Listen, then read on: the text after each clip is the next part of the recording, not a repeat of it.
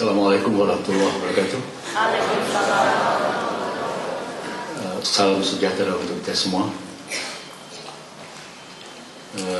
Bapak Profesor Dr. Nofisar Jamaluh, Rektor UISI, yang telah melakukan beberapa terobosan di bawah kepemimpinan yang baru berumur setahun jagung. Ini dua beradik ini rektor sekarang. Abangnya juga rektor di Batam. Saya tidak tahu dulu apakah ibu bapak pernah berpikir bahwa anaknya akan jadi rektor dan guru besar semua. Ini menurut saya suatu kita ini anak kampung ya. Lain saudara orang-orang Padang Panjang, orang kota semua.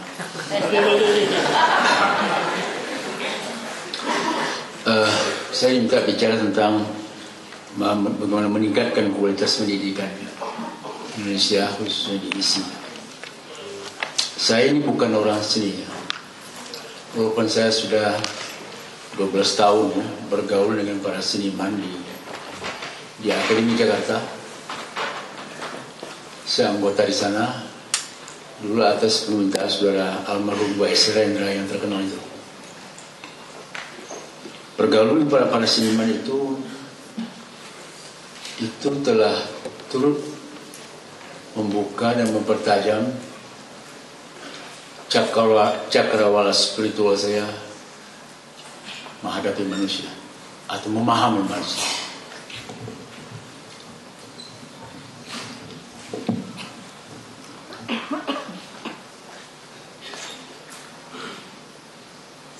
Di Akademi Jakarta itu ada sejarawan seperti Profesor Dr. Taufik Abdullah dari Minang.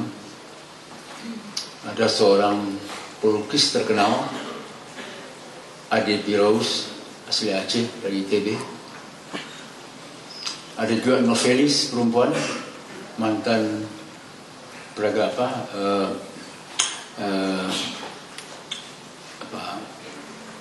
bukan Pragawati, yang bekerja di kapal terbang itu apa namanya?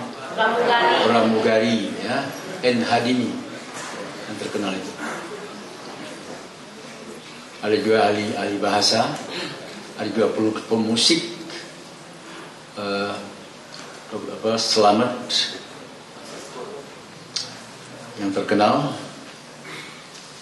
Ada juga seorang sastrawan Aib Rusyidi yang tidak pernah menyelesaikan SMA, tetapi dia dikenal ya sebagai seorang pakar bahasa sastra. Di samping juga dia sedang memperjuangkan peningkatan bahasa daerahnya. Kalau saudara membaca hidupnya yang ditulis lebih 1000 halaman tuh ya, Aib Rusyidi hidup tanpa ijazah. Jadi dia bangga dengan itu. Jadi ijazah itu sebenarnya kan selembar semacam SIM, izin mengemudi mobil. Itu kemudian apakah ijazah yang kita pakai untuk mewujudkan gelar kita, gelar akademik kita, itu akan sangat tergantung kepada si pengemudi itu. Waktu saya belajar di Chicago,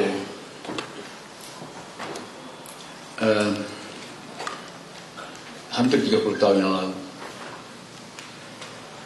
itu selesai ujian disertasi, guru saya mengatakan bahwa ijazah doktor PhD itu tidak lebih dari sebuah SIM, surat izin mengemudinya. Nah, seorang sarjana apapun bidangnya, bagaimanapun bakatnya, itu menurut dia perlu melakukan 3 hal, baik sebelum dia lulus maupun sesudah. Yang pertama adalah melakukan perenungan dan pemikiran yang mendalam. Tentang apa? Pertama mungkin tentang profesi kita, tentang jurusan kita. Tapi luas itu ya tentang manusia dan manusia. Yang kedua membaca. Tidak boleh berhenti membaca.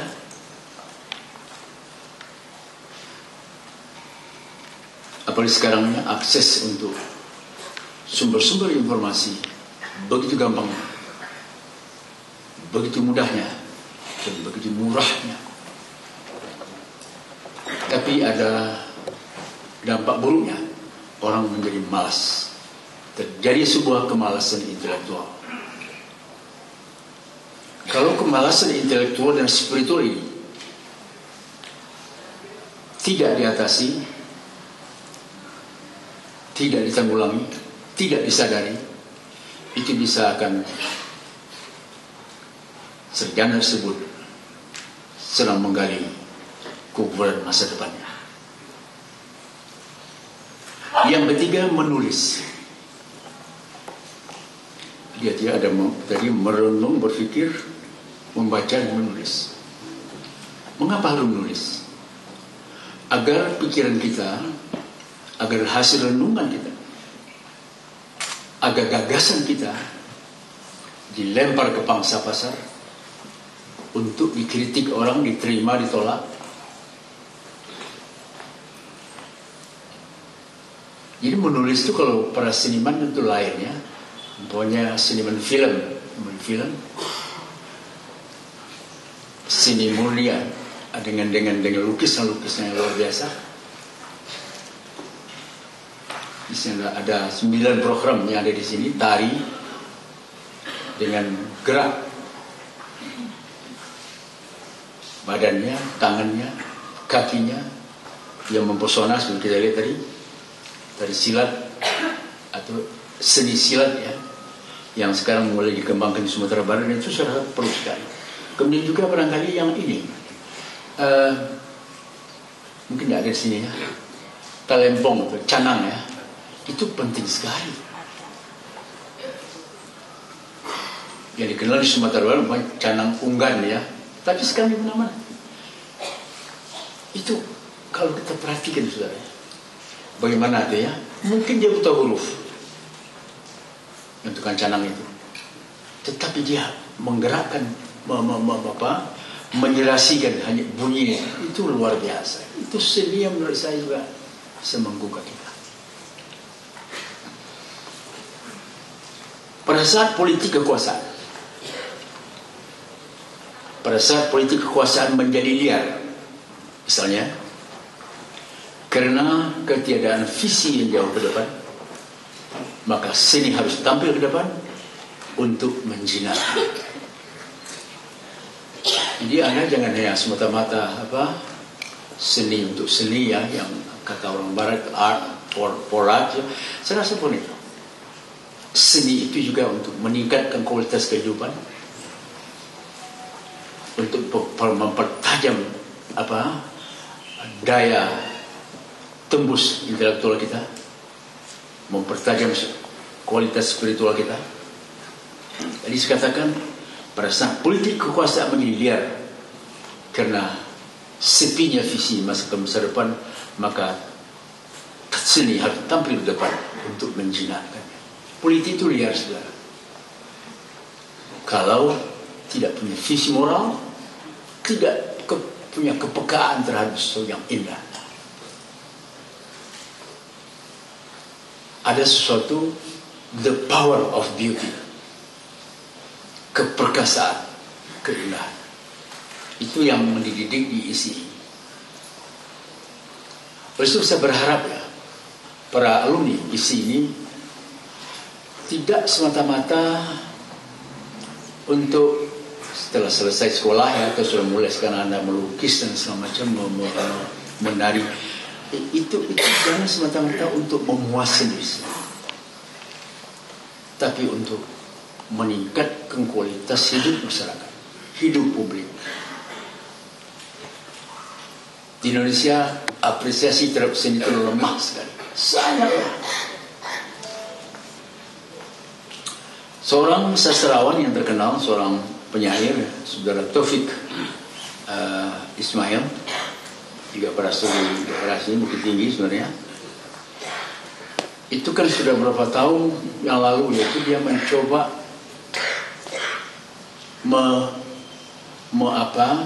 menggerakkan agar siswa SMA mencintai sastra,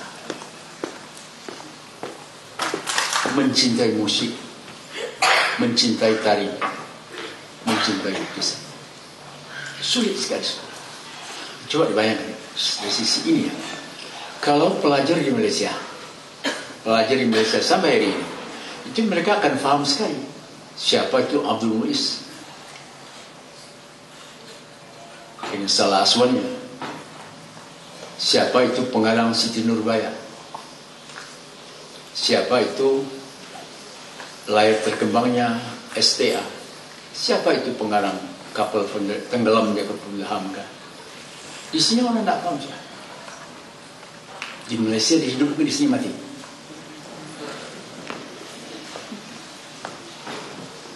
Jadi saya tidak tahu ya, sejak berapa tahun terakhir ini memang pendidikan di Indonesia ini terlalu kering. Saya tidak mengatakan kering kerontang ya, kering tidak. Dari keindahan, dari nilai-nilai yang luhur, sehingga sekarang bukan saja di kalangan siswa, juga di kampung, bahkan di kampus, perkelahian antara pelajar, perkelahian antara mahasiswa, perkelahian antara kampung, seperti kita sudah tidak beradab. Padahal sila kedua adalah kemanusiaan yang adil dan beradab. Yang terjadi di lapangan adalah kemanusiaan yang zalim dan biadab. Ini sudah serba terbalik. Tetapi kita tidak boleh putus asa. Oleh itu saya setuju sekali ya, di kalangan para seniman ini atau calon seniman ini itu agak sering diberi kuliah umum dari berbagai disiplin. Filsafat pertama. Nah, sehingga wawasan intelektual kita, wawasan spiritual kita menjadi luas dan tajam. Isi Padang adalah salah satu pusat kesenian di Indonesia yang bisa diharapkan untuk menjinakkan sistem kekuasaan yang kurang peka. Kekuasaan kita ini sudah lama tidak peka. Terlalu bersifat transaksional. Hampir semua itu pemekaran wilayah, apakah itu provinsi, kabupaten, kota, atau sampai ke kampung, itu bukan atau sebagian besar tidak melalui studi yang mendalam kelayakan, tetapi ingin menciptakan raja-raja lokal. Apalagi sekarang di desa nanti kan mau dapat turun dana pembangunan desanya 1/4 miliar. Itu sekarang orang berebut nih, tergesa-gesa untuk memekarkan kampung, kecamatan, kabupaten, kota, dan provinsi. Sesungguhnya itu baik aja, tidak ada masalah. Tetapi betul-betul berdasarkan studi kelayakan yang betul-betul masuk akal. Nah, dari hampir lebih 500 ya, tingkat 2 itu yang sudah agak mendekati ya, menjalankan prinsip apa yang disebut tata kelola pemerintahan yang baik itu tidak sampai 10%. Yang 90% tidak karu-karuan. Jadi karena motifnya pertama kali memunculkan putra-putra daerah untuk menjadi bupati, menjadi wali kota, sementara pendidikannya barangkali terlalu rendah untuk itu dan tidak punya latihan sama sekali untuk menjadi birokrat. Ini rusak. Saudara bapak-bapak, para dosen di sini, para mahasiswa, anggaran ya APBD itu kan 80% habis untuk gaji aja. Untuk pembangunan kan tidak ada. Nah ini kan mengapa ini terjadi? Karena memang pendidikan kita, sistem pendidikan nasional kita tidak melahirkan calon-calon negarawan. Yang dilahirkan adalah negarawan yang mempunyai visi 1000 tahun yang akan datang, yang bisa melihat meneropong masa depan mungkin 1000 berapa ratus tahun yang akan datang, dan dia bisa meleburkan kepribadinya untuk mencapai tujuan itu. Yang muncul politisi, dan umumnya politisi dadakan ya, instance politician, muncul secara tiba-tiba sejak reformasi ya 17 tahun yang lalu, sehingga yang terjadi adalah masuk politik bukan untuk mengabdi, bukan untuk mencapai tujuan kemerdekaan, bukan untuk menciptakan keadilan dan kesejahteraan umum, tapi lebih banyak sebagai mata pencaharian. Politik sebagai mata pencaharian. Ini rusak semua sistem. Pergilah saudara, umpamanya pergi ke Kalimantan, lihat itu akibat pertambangan rusak. Dan setelah digali tambang itu tidak lagi dipulihkan, tidak lagi ditimbulkan kembali. Kerusakan lingkungan sekarang sudah hampir mencapai 50% di seluruh Indonesia. Itu saya katakan tadi, kalau politik yang semacam ini, syahwat kekuasaan yang semacam ini tidak dijinakkan oleh seni, saya rasa ini, saya khawatir betul ya, yang kita wariskan kepada anak cucu kita masa tinggal ampas. Bisa sudah baca itu ya, yang dari pakar-pakar lingkungan, betapa parahnya Indonesia. Hutan bakau yang sudah dibabat begitu rupa, hutan yang sudah gundul dan sudah banyak sekali. Nah, karena seni itu tidak menjangkau politisi itu, dan politisi juga tidak tertarik dengan seni. Nah, sekarang mungkin pada masa yang akan datang ya, politisi atau calon-calon anggota DPR selama itu dia dikasih kuliah seni dulu oleh saudara.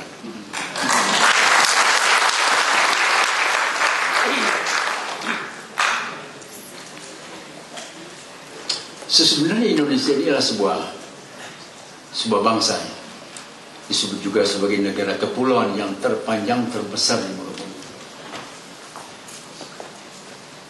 Lingkungannya walaupun sudah rusak ini masih cantik.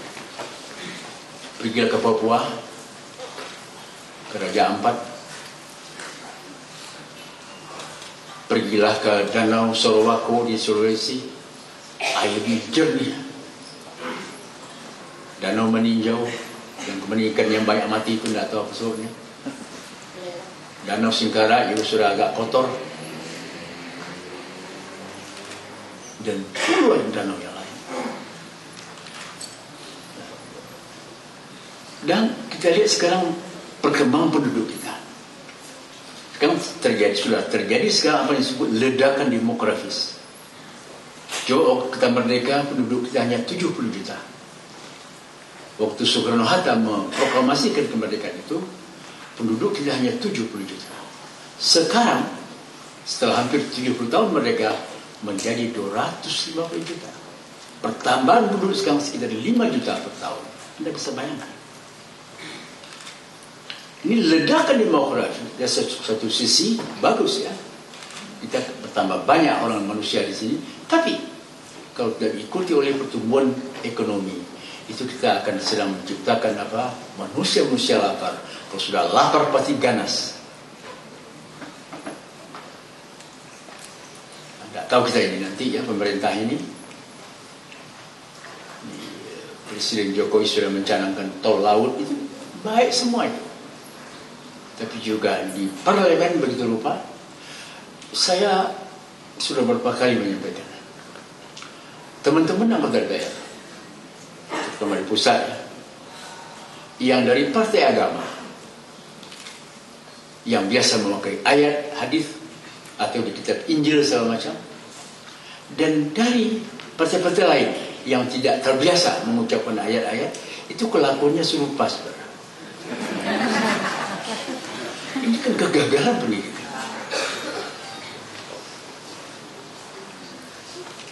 Nah, semestinya ya, yang biasa melafaz ayat, mengutip Injil, mengutip Weda, semestinya kan perilaku akan lebih baik. Tapi itu tidak terjadi. Lagi-lagi, ini masalah pendidikan. Nah, saya yang sudah agak lama bergerak di kelompok lintas agama itu, kita prihatin aja. Kita prihatin imbauan moral.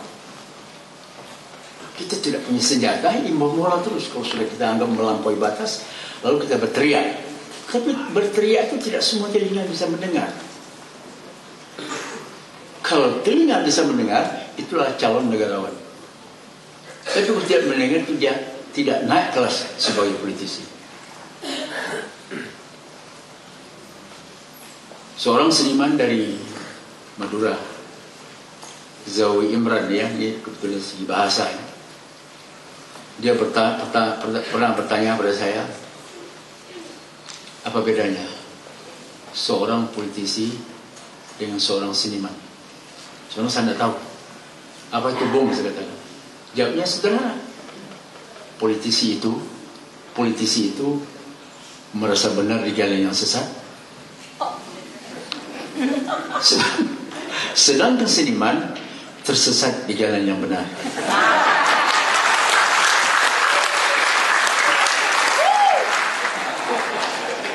Ini sederhana ya, tapi kalau seniman tuh masih di jalan, walaupun dia tidak berputar-putar, tapi masih di jalan yang benar.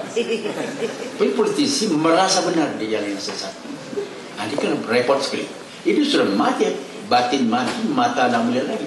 Tidak semua lah, saya tidak mengatakan semua. Di sini banyak ya, ada DPR, ada apa, mantan ketua DPRD sini, Buya kita ya, Buya Hamidi ini.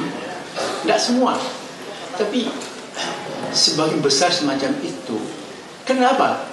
Karena dia masuk politik itu dengan kondisi ekonomi rumah tangga yang memang pas-pasan.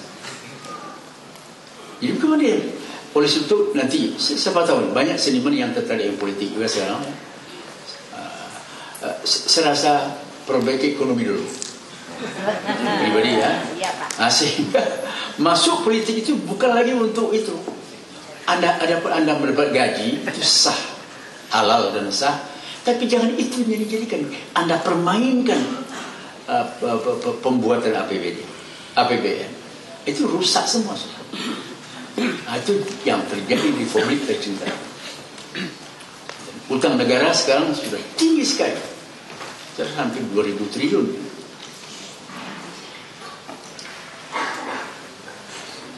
Ini kan berarti, dan utang terus bertambah. Orang penghutang negara itu enak aja dia, sebenarnya tahu betul ya, di sini pangsa pasar yang luar biasa, kekayaan alamnya juga belum habis, walaupun sudah dikuras. Dan kita dalam berunding negosiasi pihak asing itu kita lemah sekali. Lihat apa yang terjadi Freeport. Sekian lama hanya berapa persen negara dapat. Karena kita ada yang saya katakan mentalitas terjaga. Apa buktinya? Apa contohnya? Mentalitas terjaga itu adalah kalau melihat orang asing, dia minder, rendah hati tidak apa-apa, rendah diri. Lihat bule ya, hidung mancung, lihat Jepang yang agak sipit sedikit, itu dia merasa ini harus dibuang, diucapkan sayonara kepada mentalitas terjajah. kalau kita memang mengaku orang merdeka. Dan proklamasi kemerdekaan 17 Agustus 45 itu bukan semata-mata kemerdekaan bangsa. Bangsa terjajah, tapi juga semestinya kemerdekaan warga. Orang Minang dikenal sebagai apa?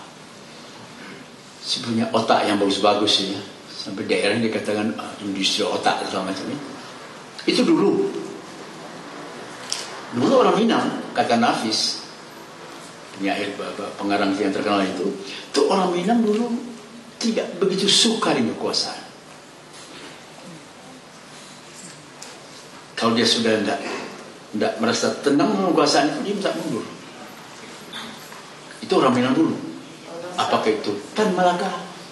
Apakah itu Hatta, Abu Salim, Natsir? Kalau Minang sekarang, ini bacaan saya, mungkin saya salah. Orang Minang sekarang, atau Minang sekarang, atau Sumatera Barat sekarang adalah bagian dari Indonesia yang kumuh. Ini yang terjadi. Saya sudah berbicara, saudara Fasli Jalal, bicara orang Emil Salim, ini bagaimana saya? Mungkin orang ranah yang tinggal di sini ya menganggap orang rantau itu mengada-ada. Tapi pengalaman Fasli Jalal sebagai birokrat, berapa kali memberi bantuan ke beberapa sekolah di Sumbar ini, dia merasakan sesuatu yang aneh, yaitu orang Minang itu mau menerima bantuan tapi tidak pandai berterima kasih. Ini kan persoalan martabat. Ini martabat. Bahkan yang lain lagi, seorang antropolog dari Bukit Tinggi, mungkin pernah dengar namanya, Profesor Safri Sairin, pernah bilang dengan saya, mungkin tidak seluruhnya benar, mungkin salah, mungkin sebagian besar salah. Dia mengatakan begini, ciri orang Minang itu bisa sama-sama bekerja, tapi sulit bekerja sama.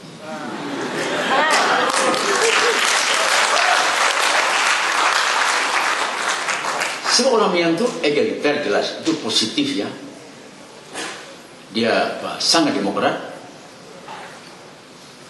Tetapi karena sifatnya egaliter semacam itu, jadi kalau ada dilihat ini di Jalan Padang Panjang ini, ada 2 orang Padang Panjang berjalan di sekitar ini, itu 3 yang mau jadi pemimpin. Saya bayangkan, sulit sekali.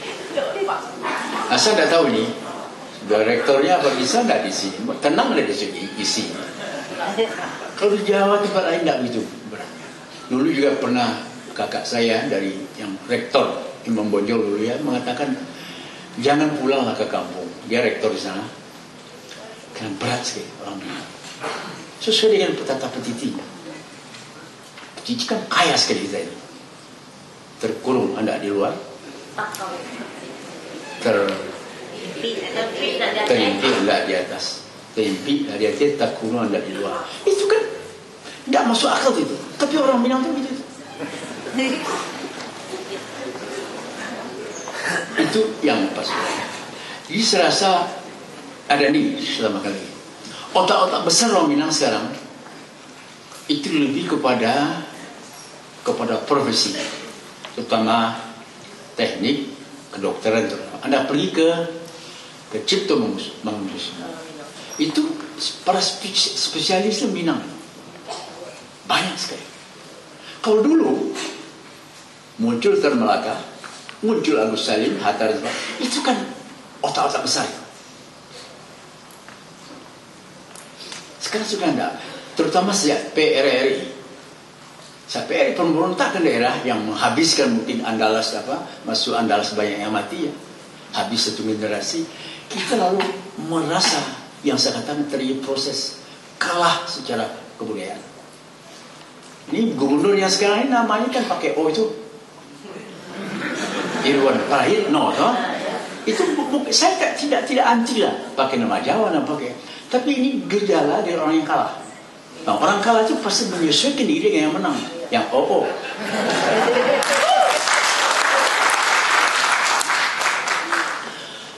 Tapi betapapun juga sore saya mengkritik ini, kita nggak boleh berhenti di sini. Minang yang dianggap orang sebagai laboratorium demokrasi, saya rasa begitu. Kalau dulu saya katakan orang Minang tidak suka kekuasaan, sekarang orang Minang berebut kekuasaan. Hebat sekali. Dan yang terakhir ini, saya sudah diskusinya beberapa orang Minang itu, orang Minang ini sekarang senang sekali kalau anak negerinya atau siapapun yang duduk di pemerintahan. Jadi itu dipuji-puji, puji-puji. Saya ini kebetulan perkecualian aja, saya tidak punya posisi apa-apa. Nanti dia anggap saya agak sering berteriak di Jakarta, agak dihargai, walaupun saya tidak punya kekuasaan apa-apa. Orang ingin sekali berkuasa, walaupun belum tentu untuk apa dia berkuasa. Coba Agus Salim sebagai itu kan seorang cendekiawan besar ya, alim juga, ada 9 bahasa dikira ya, yang dikuasainya, dan cepat sekali belajar bahasa. Dan pada tahun 1903, nenek Anda belum lahir lagi, dia lulus ya, HBS itu dia memenang di nomor 1. Sehingga Raden Ajeng Kartini waktu itu berharap kepada pemerintah Hindia Belanda untuk memberikan beasiswa kepada Agus Salim agar dia sekolah di Belanda jadi dokter. Nah, setelah jadi dokter, kata Kartini, dia bisa nanti menolong rakyat yang miskin-miskin, yang tersengsara. Tapi kan tidak dipenuhi. Dan Agus Salim, kalau dia tidak merantau, tetap di Kota Gadang atau pernah di Riau bapaknya dia, itu paling dia jadi camat. Jadi yang menarik ya, itu ada interaksi atau pertemuan antara kultur sepat Minang dan kultur rantau. Muncullah orang seperti Agus Salim, Natsir, Hatta, Hamka. Jadi oleh sebab itu jangan lagi dipertentangkan ini antara ranah dengan rantau. Itu saya rasa kita saling mengisi, saling memerlukan. Beberapa pembangun di desa-desa ya, itu tanpa rantau saudara berbunyi. Karena PAD Sumatera Barat ini di 30% aja. Yang 70% di drop dari Jakarta. Oleh itu orang Minang tidak akan pernah memproklamasikan daerah sebagai negara merdeka. Tidak bisa. Anda proklamasi hari ini, besok sudah mati Anda. Itu cukup realistik juga. Ya. Ini beberapa hal. Nanti kita berdialog. Saya sudah pendek. Saya nanti mau lari cepat juga ya, mengejar pesawat. Selasa saya ingin berdialog nanti ya. Ke depan bagaimana Sumbar ini dan kemudian Indonesia. Kalau sumbang orang Sumbar terhadap demokrasi, itu saya rasa tidak ada duanya. Paling depan. Dulu zaman Harmoko jadi Menteri Penerangan Pak Harto itu kan sering dia mengutip itu, boleh air di pemuluh, kartu fakat, itu kan demokrasi. Nah, di Minang ini sekarang demokrasi tidak betul jalan lagi ya, karena orang orientasi kepada kekuasaan. Dan kekuasaan itu saudara ya, memang kekuasaan yang tanpa visi moral, itu pasti merusak. Orang berharap sebenarnya, orang Indonesia berharap Minang akan kembali ke asli, muncul kembali. Tetapi jangan pula ada peribahasa tak lokang depannya ya, tak lapuk dia hujan. Itu jangan kaku. Hamka mengkritik ini. Kalau tak lekang kena panas, tak lapuk kena hujan, itu menurut Hamka itu batu. Adat itu menjadi batu. Adat itu perlu. Bahkan pemikiran agama itu juga harus berbaru. Kalau tidak, kita akan mundur. Itu yang dialami dunia Islam hari ini. Sekitar 1,6 miliar umat Islam di muka bumi. Secara peradaban mereka terkapar, mereka berada di titik nadir peradaban. Karena tidak memahami agama, mereka hilang keberanian, terus menghadap ibadah. Saudi mengakuninya pusat Islam, pusat kota Mekah dan Madinah. Itu kan sangat tergantung kepada Amerika. kehilangan kemerdekaan adalah suatu kerugian yang luar biasa. Nah, saya berharap orang Minang ini, saudara ya, walaupun Anda seni, fotografi, seni murni, film, misalnya, Anda juga mohon belajar, mohon mau membaca tulisan bapak-bapak bangsa ini. Yang gampang dibaca dan tidak tebal adalah pidato Bung Hatta di Den Haag tahun 1928. Judulnya Indonesia Merdeka. Dalam bahasa Belanda aslinya pun diterjemahkan. 2 tahun kemudian Bung Karno juga di depan pengadilan kolonial di Bandung, dalam bahasa Indonesia ditulisnya Indonesia menggugat. Mau dibaca. Jadi tidak hanya orang sejarah yang baca ini, sudah siapapun, apapun bidang, baca ini. Nah, dengan membaca ini banyak yang lain, ya. Bukan ini aja. Lihat juga Tan Malaka, lihat juga Alisio Sormijoyo, lihat juga yang lainnya, banyak sekali. Supaya kita tahu kita merdeka untuk apa sebenarnya? Untuk apa kita merdeka? Akan begini terus menghamba ke barat. Banyak sih kan agen-agen domestik barat yang bukan saja bertingkah, yang mewarisi sikap-sikap kolonial. Oleh itu yang dinamakan nasionalisme, menurut saya itu harus diorientasikan kembali. Kalau nasionalisme itu kan anti asing, karena asing itu memeras, karena anti asing itu diskriminasi, karena asing itu zalim dan macam. Nah sekarang kalau yang melakukan itu bapak kita, nenek kita harus dilawan, saudara. Walaupun satu bangsa, satu agama, itu perlu reorientasi dan nasionalisme. Yang dulu kan asing, karena mempunyai sifat-sifat yang saya katakan tadi. Sekarang kalau nenek kita, kakak kita, abang kita, mama kita, ayah kita yang melakukan itu harus dilawan.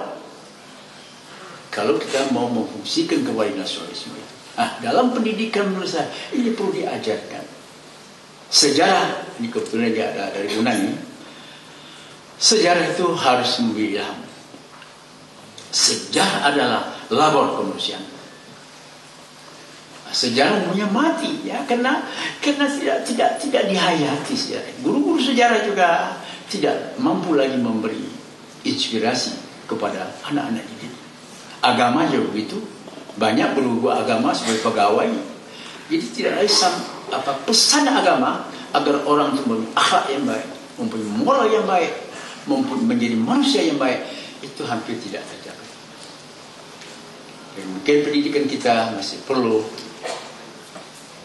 tinjau terus menerus. Apakah kurikulum 13 itu akan apa? Belum tentu juga. Jalan masih banyak, tetapi di bangsa kita tidak boleh tenggelam dalam pesimisme.